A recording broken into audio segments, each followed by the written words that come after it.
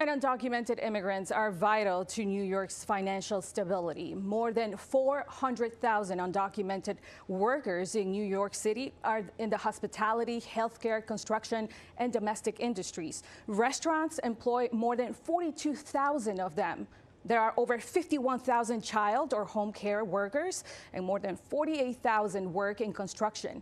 The Fiscal Policy Institute did the math and found that undocumented workers contributed $3.1 billion in state and local taxes in 2022 in New York alone. While the undocumented workers are the backbone of our economy, it does come at a cost. 210,000 migrants have arrived in New York since 2022, straining the city's budget to the tune of nearly $5 billion.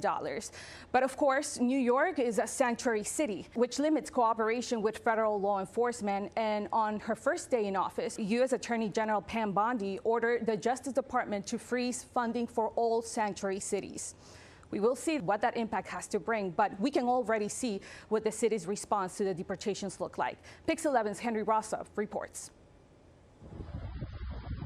When federal agents began sweeping New York, targeting immigrants accused or convicted of crimes, Mayor Eric Adams says the city played a limited and legal role in arresting one person accused of violent offenses.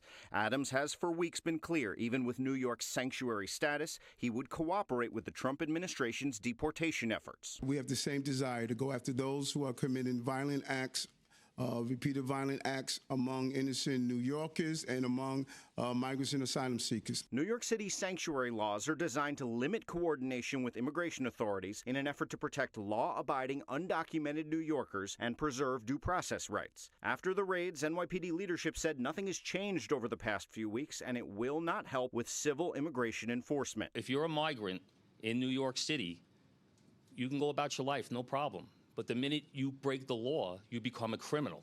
Then you become our problem. Meanwhile, President Trump has said immigration officials should, if necessary, raid sensitive locations like hospitals, churches, and schools.